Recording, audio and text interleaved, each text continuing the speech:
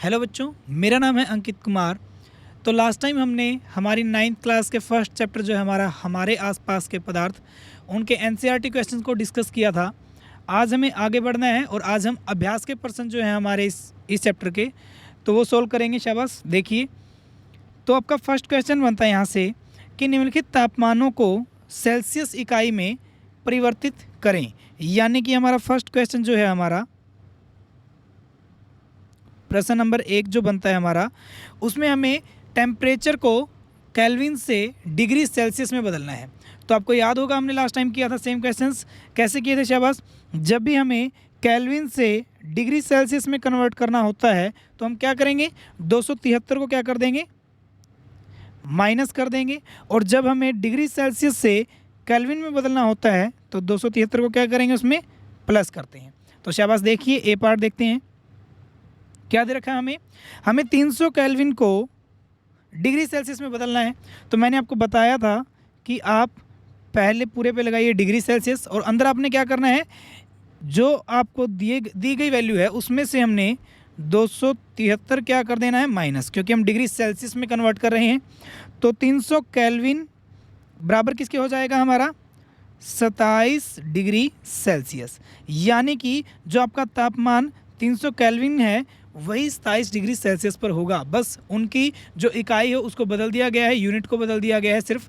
तो इसलिए जो वैल्यू होगी 300 केल्विन की वो 27 डिग्री सेल्सियस के क्या होगी, शाबाश, बराबर होगी। बी पार्ट करते हैं। शाबाश। क्या गिवन है हमें कि 573 केल्विन और हमें इसको बदलना है डिग्री सेल्सियस में। तो कैसे करेंगे, शाबाश, वही डिग्री सेल्सियस पूरे के ऊपर लगा देंगे और अंदर हम क्या करेंगे, 573 में से 273 क्या कर देंगे, माइनस कर देंगे। तो 573 केल्विन किसके बराबर हो जाएगा, 573 माइनस 273, 300 डिग्री सेल्सियस। तो यानी कि जो 573 केल्विन पे जो हमारा तापमान होगा वही हमारा 300 डिग्री सेल्सियस पे तापमान होता है। यानी कि दोनों की वैल्यू जो मतलब कि दोनों की जो प्रकृति है वो इन टेम्परेचर के ऊपर जो क्या होगी, बराबर होगी। शाबाश, हो जाएगा। अगला देखते हैं। शाबाश। क्वेश्चन नंबर हमारा 2 है। तो देखिए शाबाश, इसमें हमें क्या करना है, हमने डिग्री सेल्सियस से किस में कन्वर्ट करना है, शाबाश, केल्विन इकाई में उनको कन्वर्ट करना है। तो हमने देखा अभी कि अगर डिग्री सेल्सियस से हमने केल्विन में अगर उसको बदलना होगा तो कैसे करेंगे, शाबाश, 273 क्या कर देंगे, प्लस कर देंगे उसमें। तो देखिए शाबाश, ए पार्ट इसका कि 25 डिग्री सेल्सियस हमें दे रखा है और हमें बदलना है इसको केल्विन में। तो वही करेंगे, पूरे पे लगाया केल्विन और 25 डिग्री में हमने क्या कर दिया, 273 क्या कर दिया, प्लस कर दिया। तो हमारा क्या हो जाएगा, 25 डिग्री सेल्सियस किसके बराबर हो जाएगा हमारा, ये हो गया आपका 8, ये 9 और ये 2, यानी कि 298 केल्विन आपका क्या हो जाएगा, वो टेम्परेचर हो जाएगा, तापमान आपका बन जाएगा, हो जाएगा यहाँ से। शाबाश। बी पार्ट देखते हैं इसी का। शाबाश, जो बी पार्ट आपको दे रखा है तो वो कैसे करेंगे, शाबाश। देखिए 373 डिग्री सेल्सियस ये हमें तापमान दे रखा है और इसको बदलना किस में, शाबाश, केल्विन में बदलना है। तो 373 इसमें कितना प्लस करेंगे हम, 273 प्लस कर देंगे, हमें पता है। तो 273 हमने इसमें प्लस कर दिया तो 373 डिग्री सेल्सियस देखिए किस में बदल गया हमारा, 3 और 3 कितना हो जाएगा, 6, 7 और 7 14, 3 और 2 5 और 1 6। तो यानी कि हमारा कितना हो जाएगा, ये 646 केल्विन हमारा वो टेम्परेचर यहाँ पर हो जाएगा। कितना हो जाएगा, शाबाश, 646 केल्विन हमारा टेम्परेचर हो जाएगा यहाँ पर। आगे बढ़ते हैं। शाबाश, प्रश्न नंबर 3 की तरफ। तो देखिए शाबाश कि निम्नलिखित अवलोकनों हेतु कारण लिखें। हमने इनके कारण बताने हैं कि ये है क्यों, यानी कि ऐसा होता क्यों है। देखिए शाबाश, सबसे पहले हमें दे रखा है कि नेप्थलीन को रखा रहने देने पर यह समय के साथ कुछ भी ठोस पदार्थ छोड़े बिना अदृश्य हो जाता है। यानी कि जब हम नेप्थलीन की गोलियां रखते हैं, जो नेप्थलीन होता है उनकी गोलियों को जैसे ही हम रखेंगे तो वो क्या हो जाएगा, हमारा डायरेक्ट गैस में कन्वर्ट होना शुरू हो जाता है। यानी कि वो गायब हो जाएगा, वो द्रव में हमारा नहीं बदलता। ऐसा क्यों होता है, हमने एक रिएक्शन की थी, आपको पता होगा लास्ट टाइम जब हमने चैप्टर में जब हमने डिस्कस किया था कि जब कोई भी पदार्थ डायरेक्ट ठोस से हमारा किस में बदल जाता है, गैस अवस्था में बदल जाता है, तो कौन सी जो हमारी प्रोसेस है वहाँ पर होती है ऊर्ध्वपातन, जिसको हम बोलते थे। तो यानी कि वही गुण यहाँ पर लगेगा कि उस ऊर्ध्वपातन अभिक्रिया के दौरान ही जो हमारा नेप्थलीन है, जो नेप्थलीन की गोलियाँ हैं, वो हमारी बिना किसी ठोस पदार्थ को छोड़े, यानी कि नेप्थलीन गोलियाँ जो है वो ठोस अवस्था को छोड़कर डायरेक्ट किस में बदल जाती हैं, हमारी गैस अवस्था में बदल जाती हैं। इसलिए जो नेप्थलीन की जो गोलियाँ हैं उनको रखा रहने पर समय के साथ वो कुछ भी ठोस पदार्थ न छोड़े किस में बदल जाती हैं, डायरेक्ट गैस में बदल जाती हैं और अदृश्य हो जाती हैं। तो हम कैसे कारण देंगे शाबाश? हम बताएंगे कि नेप्थलीन का ठोस अवस्था से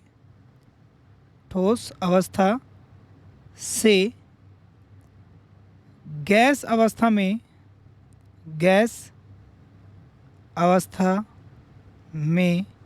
परिवर्तित होना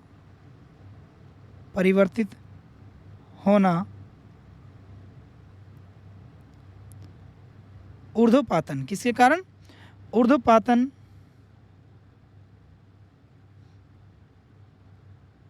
कहलाता है। और कैसे बताएंगे हम कि इसी ऊर्ध्वपातन में जब कोई नेप्थलीन की गोलियां जो वो हम कहीं पर भी अगर रख देते हैं तो वो हमारी समय के साथ कुछ भी ठोस पदार्थ को न छोड़कर क्या करती हैं, डायरेक्ट वो इनविजिबल यानी कि हमारी अदृश्य हो जाती हैं। क्यों? क्योंकि वो गैसीय अवस्था में हमारी बदल जाती हैं। तो हम बताएंगे कि नेप्थलीन का ठोस अवस्था से सीधा गैस अवस्था में परिवर्तित होना उसका ऊर्ध्वपातन कहलाएगा। और जिसमें क्या होगा कि जो नेप्थलीन की गोलियां हैं वो समय के साथ क्या करती जाएंगी, हमारी सीधा ठोस अवस्था से गैस अवस्था में परिवर्तित होती जाती हैं, जिसके कारण कोई भी ठोस अवशेष वहाँ पर नहीं रहता और वो पूरी की पूरी अदृश्य हो जाती हैं। हो जाएगा शाबाश। बी पार्ट देखते हैं इसका। हमें इत्र की गंध बहुत दूर बैठे हुए भी पहुंच जाती है। यानी जो इत्र होता है हमारा, जो परफ्यूम वगैरह होते हैं, इनकी गंध हमें दूर तक आ जाती है। ऐसा क्यों होता है?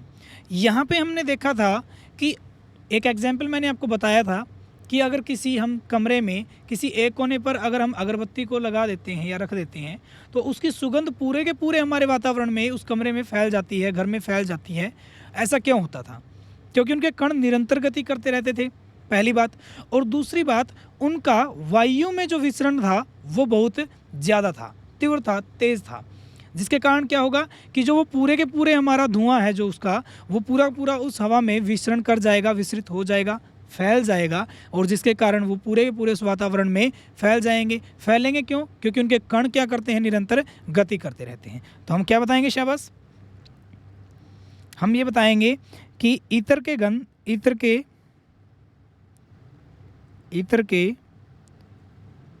कण निरंतर गति करते हैं, वह वायु का कौन सा गुण जो हमने देखना है शाबाश? विसरण का गुण। वायु के विसरण गुण द्वारा, वायु के विसरण गुण द्वारा इत्र के कण वायु में विसरित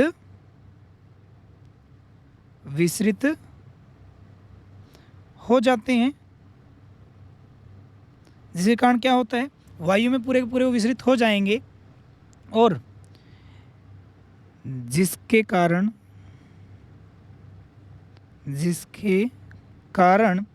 इत्र की गंध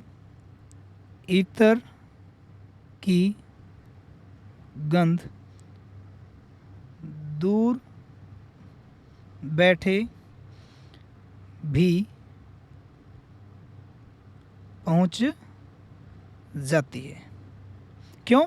क्योंकि जो इत्र के कण हैं वो निरंतर गतिशील होते हैं, क्योंकि उनमें गतिज ऊर्जा होती है, वो निरंतर गति करते हैं। और वायु का एक गुण होता है कि वो उसमें जो है, जो इत्र के जो कण हैं वो आसानी से विसरण कर जाते हैं, क्योंकि वायु में एक विसरण गुण होता है, उसमें आसानी से और कोई गैस जो है वो विसरित कर जाती है।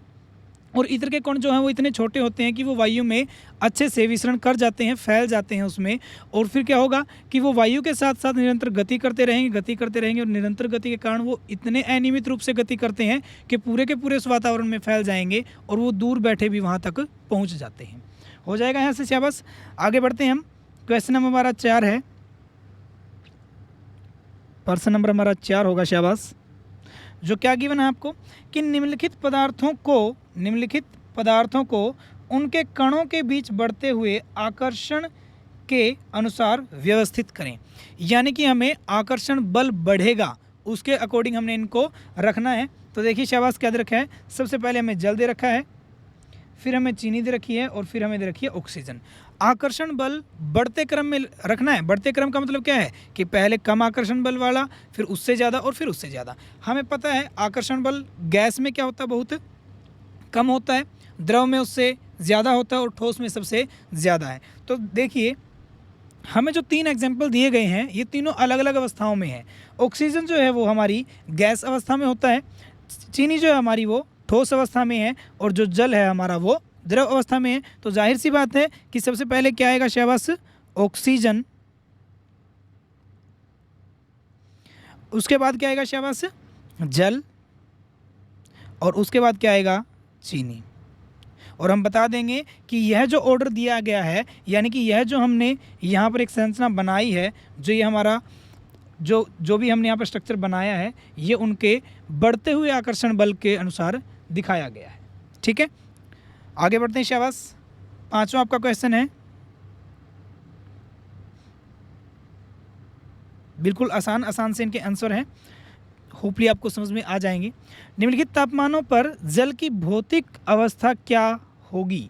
यानी कि हमने बताना है कि जो जल है वो जो टेम्परेचर दिए गए हैं आपको, इन पर भौतिक अवस्था उनकी क्या होती है। तो देखिए शाबाश, सबसे पहला हमारा ए पार्ट है कि 25 डिग्री सेल्सियस पर बताइए भौतिक अवस्था क्या होगी। देखिए जल के बारे में हमने क्या देखा था कि जल हमारा यहाँ पे बता देते हैं कि 0 डिग्री सेल्सियस पर वो हमारा अगर बर्फ़ होता है यानी कि ठोस होता है तो द्रव में बदलना शुरू हो जाता है, और 100 डिग्री सेल्सियस के ऊपर वो क्या करता है, उबलना शुरू हो जाएगा यानी कि गैस में बदल जाता है। अगर 0 डिग्री सेल्सियस से कम लिया तो ठोस बनेगा, 100 डिग्री सेल्सियस यानी कि 100 डिग्री सेल्सियस तापमान से ज़्यादा लिया तो वो गैस में बदल जाएगा। लेकिन इनके बीच की बात जब करते हैं तो वो किस में रहता है, द्रव अवस्था में रहता है। तो यहाँ पर हमारा जो 25 डिग्री जो सेल्सियस का तापमान है वो इनके बीच में ही है कहीं ना कहीं। तो यानी कि हम बता देंगे कि 25 डिग्री सेल्सियस पर जो हमारा जल है वो द्रव अवस्था में होगा। हम बताएंगे 25 डिग्री सेल्सियस तापमान पर जल द्रव अवस्था में होगा। हो जाएगा शाबाश। बी पार्ट देखते हैं शाबाश। इसका बी पार्ट क्या कहता है कि 0 डिग्री सेल्सियस पे बताइए शाबाश। 0 डिग्री सेल्सियस, देखिए मैंने आपको बताया था जब मैंने आपको 2 क्वेश्चन करवाए थे जो सबसे इम्पोर्टेंट थे कि संगलन की गुप्त ऊष्मा और वाष्पीकरण की प्रसुप्त ऊष्मा के बारे में मैंने आपको बताया था। वहाँ पर उससे पहले मैंने आपको एक टॉपिक और बताया था जिसमें मैंने आपको बताया था कि जो हमारा जल है जब वो हमारा अवस्था बदल रहा होता है, यानी कि जब वो हमारा ठोस अवस्था यानी कि बर्फ़ में होगा और फिर वो हमारा द्रव अवस्था यानी कि जल में परिवर्तित हो जाएगा, तब क्या होगा देखिए शाबाश, तब हमारा 0 डिग्री सेल्सियस तापमान पर वो पिघलना शुरू करता है। तो यानी कि 0 डिग्री सेल्सियस पर बर्फ़ से वो किस में बदल रहा है, जल में। लेकिन क्या 0 डिग्री सेल्सियस पर वो पूरा बदल चुका है, नहीं, उस पर पिघलना शुरू होता है और जमना भी उसी पर शुरू होता है। तो यानी कि वो 0 डिग्री सेल्सियस तापमान पर क्या करता है, दोनों अवस्थाओं में पाया जाता है। एक तो किस में, ठोस अवस्था में होगा जो बर्फ़ की अवस्था होगी, और दूसरा हमारा वो द्रव अवस्था में होगा जो जल होगा। शाबाश, क्या बताएंगे हम कि 0 डिग्री सेल्सियस तापमान पर जल ठोस व द्रव दोनों अवस्थाओं में होगा। यानी कि जो हमारा जल है वो दोनों ही अवस्थाओं में हमारा पाया जाएगा। शाबाश, आगे बढ़ते हैं शाबाश। सी जो इसका पार्ट है कि 100 डिग्री सेल्सियस, देखिए शाबाश, 100 डिग्री सेल्सियस की बात करते हैं तो मैंने आपको ये भी बताया था कि 100 डिग्री सेल्सियस तापमान पर द्रव किस में बदलना शुरू हो जाएगा, गैस में। लेकिन क्या पूरा का पूरा द्रव यानी कि पूरा का पूरा जल क्या वाष्पीकृत हो जाएगा? बिल्कुल भी नहीं, क्योंकि 100 डिग्री सेल्सियस तापमान पर कोई भी वाष्पीकृत हमारा जल जो है, वाष्पीकृत जिसका हो चुका है उसको ठंडा करना शुरू करेंगे, कम तापमान उसका करना शुरू करते हैं तो 100 डिग्री सेल्सियस पे आने के बाद वो वापस जल में बदलना शुरू होता है और जो जल है वो हमारा गैस यानी कि वाष्पीकृत होना शुरू होता है। यानी कि दोनों ही अवस्थाओं में है, कंप्लीट तो नहीं हुआ कन्वर्ट। तो हम बताएंगे कि 100 डिग्री सेल्सियस तापमान पर जल कौन सी दो अवस्थाएं होंगी शाबाश? एक तो हमारी क्या होगी, द्रव होगी और दूसरी गैस। द्रव व गैस दोनों अवस्थाओं में होगा। यानी कि जो 100 डिग्री सेल्सियस का हमारा तापमान है उस पर हमारा जो जल है वो दोनों ही अवस्थाओं में होगा। साथ में क्या हो सकता है, द्रव में भी हो सकता है और वो गैस में भी हो सकता है। आगे बढ़ते हैं शाबाश। क्वेश्चन हमारा 6 आता है, क्वेश्चन नंबर हमारा 6 है। देखिए, पुष्टि हेतु कारण दें। हमने यहाँ पर कारण बताने हैं कि रीज़न क्या है शाबाश। ए पार्ट हमारा क्या है शाबाश, देखिए कि जल कमरे के ताप पर द्रव है, कि जो रूम टेम्परेचर होता है, कमरे का जो ताप होता है, सबसे पहले तो बात आती है कमरे का ताप होता कितना है। देखिए जो कमरे का ताप है वो हमारा 20 डिग्री सेल्सियस से 22 डिग्री सेल्सियस के बीच होता है। आईयूपीएसी जो है यानी कि एक इंटरनेशनल सिस्टम जो है उसके अकॉर्डिंग वो कई बार आपको लिखा मिल सकता है कि 20 डिग्री सेल्सियस तापमान से 25 डिग्री सेल्सियस तापमान पर भी वो रूम टेम्परेचर होता है। तो जनरली हम क्या लेके चलेंगे कि 20 डिग्री से 22 डिग्री के बीच में हमारा जो रूम टेम्परेचर है वो होता है। तो देखिए वो कहता है कि जल कमरे के ताप पर द्रव है, इसका हमें कारण बताना है। क्योंकि हम बताएंगे कैसे शाबाश, कि जो जल है वो तीनों अवस्थाओं में मिलता है और जब 0 डिग्री सेल्सियस से नीचे की बात आती है तो हमने पता है कि वो बर्फ़ बन जाता है यानी कि ठोस बन जाएगा। और जब 100 डिग्री सेल्सियस से ज़्यादा की बात आएगी तो हमारा किस में बदल जाएगा शाबाश, गैस में बदल जाएगा यानी कि वाष्पीकृत हो जाता है। ठीक है, लेकिन इनके बीच में किस में रहता है वो हमने देखा था अभी कि इनके बीच में वो द्रव अवस्था में रहेगा यानी कि जल बनेगा। तो वो कहता है कि जो जल है वो कमरे के ताप पर द्रव होता है, क्योंकि कमरे का ताप जो होता है वो 20 डिग्री सेल्सियस से 22 डिग्री सेल्सियस के बीच होता है और जो जल है वो 0 डिग्री सेल्सियस से ज़्यादा तापमान व 100 डिग्री सेल्सियस से कम तापमान यानी कि 0 डिग्री से 100 डिग्री सेल्सियस के बीच के तापमान पर वह द्रव अवस्था में पाया जाता है। इसलिए जो जल है वो कमरे के ताप पर द्रव होता है। तो हम क्या बताएंगे शाबाश, जल 0 डिग्री सेल्सियस से 100 डिग्री सेल्सियस के बीच के तापमान पर द्रव अवस्था में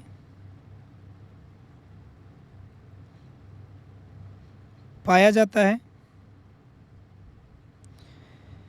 और हम क्या बताएंगे शाबाश कि कमरे देखिए शाबाश, कमरे के ताप जो कितना होगा 20 डिग्री सेल्सियस से 22 डिग्री सेल्सियस कमरे के ताप पर जल द्रव अवस्था में होगा, क्योंकि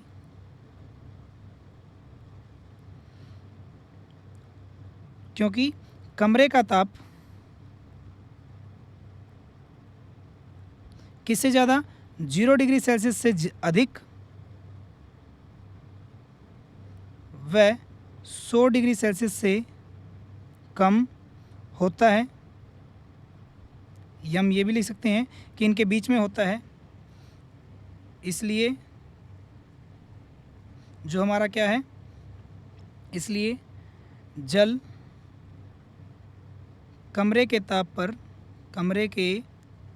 पर द्रव होता है। यानी कि 0 डिग्री से 100 डिग्री सेल्सियस के बीच तापमान पर जो जल है वो द्रव अवस्था में पाया जाता है। और जब बात करते हैं कि रूम टेम्परेचर की, कि जो हमारे कमरे का ताप होता है वो हमारा 20 से 22 डिग्री सेल्सियस होगा। जो 0 डिग्री सेल्सियस तो क्या होता है, ज़्यादा, और जो 100 डिग्री सेल्सियस तापमान है उससे क्या होगा, कम। और इन दोनों के बीच में होने के कारण ही जो जल है वो हमारा द्रव अवस्था में पाया जाता है। हो जाएगा शाबाश। बी पार्ट लिखते हैं शाबाश, कि लोहे की अलमारी कमरे के ताप पर ठोस होती है। तो देखिए, जो लोहे की अलमारी है, सबसे पहले लोहे की बात करते हैं।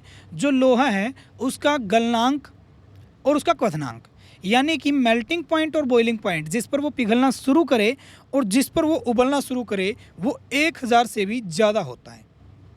1000 से भी क्या होता है, ज़्यादा आपका वो तापमान होता है जिस पर वो पिघलना भी शुरू करेगा, और उससे भी ज़्यादा करेंगे तो वो हमारा गैस में बदलना शुरू हो जाएगा। लेकिन हम देखते हैं कि जो हमारे रूम टेम्परेचर, यानी कि जो हमारे कमरे का ताप है, वो सिर्फ 20 डिग्री सेल्सियस से 22 डिग्री सेल्सियस पर होता है, जिसके कारण क्या होगा कि वह उसके गलनांक बिंदु से भी बहुत कम होगा, जिसके कारण वो किस अवस्था में पाया जाएगा, ठोस अवस्था में पाया जाएगा। तो लिखते हैं शाबाश। हम बताएंगे क्योंकि कमरे का ताप 20 डिग्री सेल्सियस से 22 डिग्री सेल्सियस के बीच होता है, वह लोहे का गलनांक व क्वथनांक बहुत ज़्यादा होता है।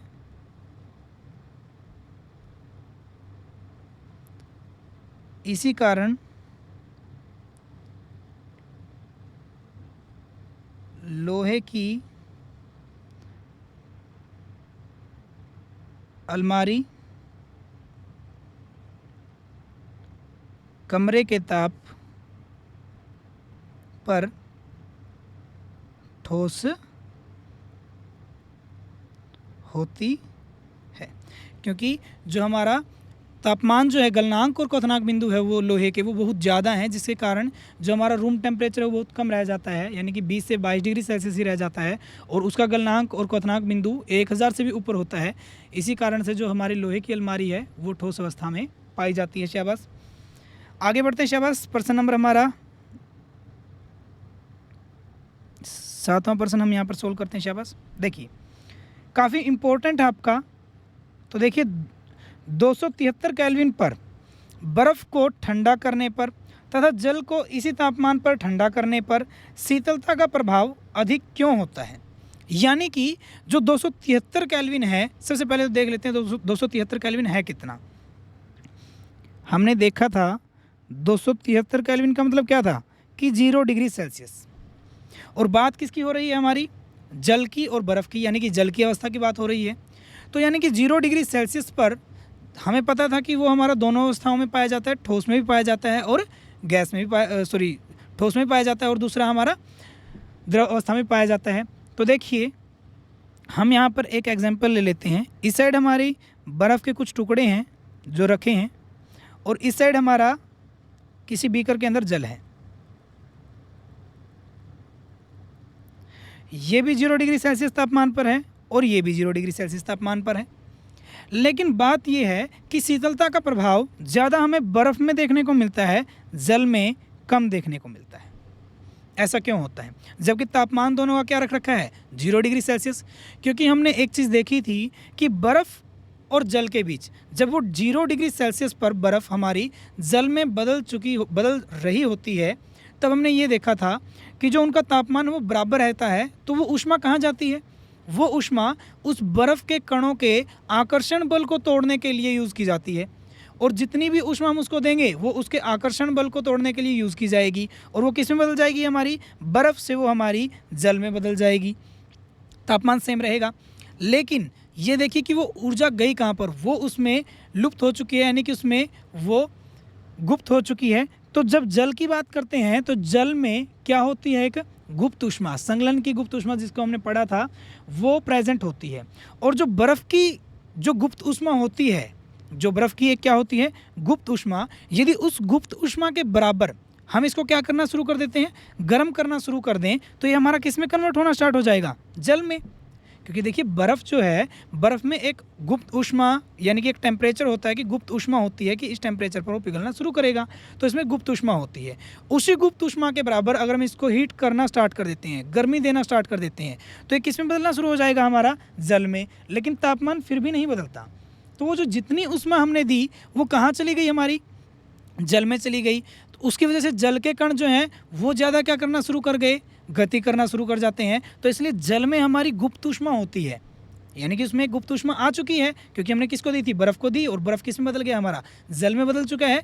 और फिर वो बर्फ़ जो है और जो जल है उनमें शीतलता का प्रभाव जो है वो किस में ज़्यादा देखने को मिलेगा, हमें बर्फ़ में देखने को मिलेगा। चाहे उनका टेम्परेचर दोनों का सेम है, लेकिन जो गुप्त ऊष्मा है वो किस में जा चुकी है, बर्फ़ में जाने के बाद वो जल में परिवर्तित हो चुका है, और जल में वो कणों की गति ज़्यादा है, गुप्त ऊष्मा प्रेजेंट है, और जो बर्फ़ है वो ज़्यादा ठंडा हमें महसूस होना शुरू हो जाता है। तो यहाँ से अगर हम कारण लिखना चाहें तो हम ये बताएंगे कि जो बर्फ़ है, बर्फ़ व जल दोनों 0 डिग्री सेल्सियस तापमान पर, यानी कि यदि उनका तापमान क्या कर दिया जाए, बराबर तापमान कर दिया जाए, तो शीतलता का प्रभाव बर्फ़ में जल से अधिक होता है।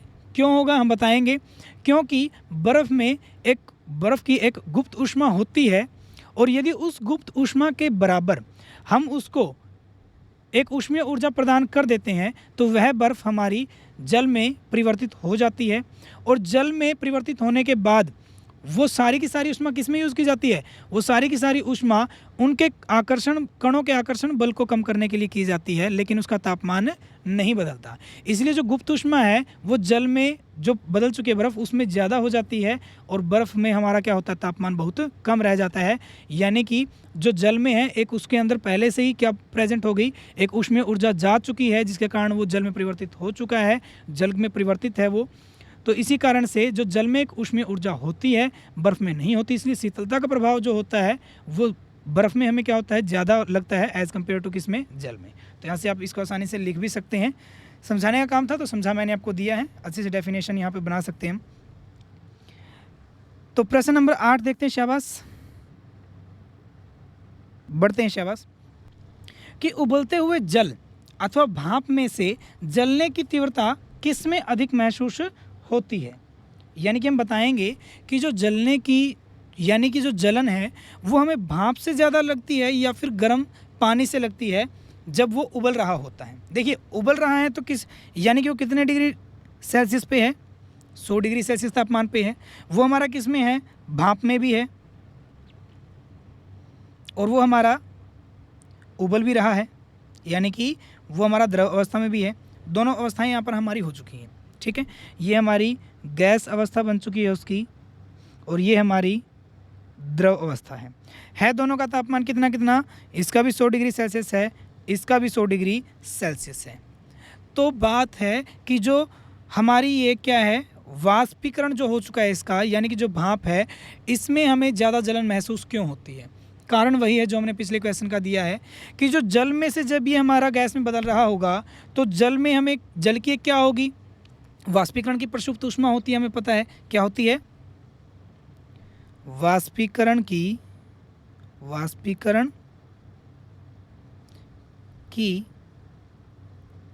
प्रसुप्त ऊष्मा, जिसके कारण क्या होगा कि यदि उतनी ऊष्मा अगर हम उसको क्या किसको दे देते हैं, उस जल को दे देते हैं, किसको दे देते हैं, जल को दे देंगे, तो वो किस में बदलना शुरू हो जाएगा, हमारा भाप में बदलना शुरू हो जाता है। और वो जितनी ऊर्जा दी जाएगी वो क्या करेगी, सिर्फ इस जल को भाप में बदलेगी। टेम्परेचर दोनों का कितना रहेगा, 100 डिग्री सेल्सियस रहेगा। लेकिन उसमें ऊर्जा जो हमने दी वो चली किस में गई, जब वो भाप में बदल चुका है तो भाप में गर्मी ज़्यादा महसूस होगी। क्यों, क्योंकि उसमें एक ऊष्मीय ऊर्जा जा चुकी है। जो गुप्त ऊष्मीय ऊर्जा है यानी कि वाष्पीकरण की जो प्रसुप्त ऊष्मा है उसमें जा चुकी है, लेकिन जल में ऐसा नहीं है। तो इसीलिए हमें जो भाप है उसमें जलन ज़्यादा महसूस होती है एज़ कम्पेयर टू किसके, जो हमारा जल उबल रहा है। तो हम ऐसे बताएंगे कि 100 डिग्री सेल्सियस तापमान पर जल की दोनों अवस्थाएं होती हैं। कौन सी? द्रव अवस्था भी और गैस अवस्था भी, क्योंकि 100 डिग्री सेल्सियस तापमान पर वो उबल भी रहा होता है और भाप में भी बदलना शुरू हो चुका होता है। लेकिन उस जल की एक वाष्पीकरण की प्रसुप्त ऊष्मा होगी। यदि उस वाष्पीकरण की प्रसुप्त ऊष्मा के बराबर हम उसको ऊष्मीय ऊर्जा प्रदान कर देते हैं तो वह हमारा भाप में बदलना शुरू हो जाता है, लेकिन उसका तापमान क्या रहता है, कांस्टेंट, यानी कि सेम रहता है, 100 डिग्री सेल्सियस ही रहेगा। लेकिन भाप में बदलने के बाद उसमें एक वाष्पीकरण की प्रसुप्त ऊष्मा आ जाती है और इसी कारण से जो भाप है उससे हमें जलन ज़्यादा महसूस होती है, जबकि जो हमारा द्रव यानी कि अवस्था में जो जल उबल रहा है उसमें हमें वो जलन कम महसूस होती है। होपली आपको यहाँ से समझ में आ गया होगा। इनकी डेफिनेशन लिखना आसान ही है क्योंकि मैंने आपको बस एग्जाम्पल दिए जिससे हम कन्वर्ट करना और डेफिनेशन बनाना सीख सकते हैं। आगे बढ़ते हैं शाबाश प्रश्न नंबर 9 की तरफ। देखिए शाबाश, हमें यहाँ पर चित्र में ABCDEF, जो हमारे ये ABCDEF है, ये पॉइंट दिए गए हैं। इन पर हमें अवस्था परिवर्तन के दौरान नामांकित करना है कि क्या होगा, यानी कि जो अवस्था का परिवर्तन होता है उसको बोलते क्या हैं। तो देखिए शाबाश, सबसे पहला हमारा A जो है उसको देखिए। A क्या कर रहा है, ठोस से हमारा द्रव में बदल रहा है। तो याद होगा कि ठोस से द्रव में बदलना गलना कहलाता था, यानी कि संगलन। तो ये क्या कहलाएगा, हमारा संगलन कहलाता है। शाबाश। जब B की बात आती है तो B देखिए शाबाश, B देखते हैं। जो हमारा द्रव है वो किससे बदल रहा है, द्रव से गैस में बदल रहा है, यानी कि वाष्पीकृत हो रहा है। तो उसको हम क्या बोलेंगे, वाष्पीकरण। क्या बोलेंगे,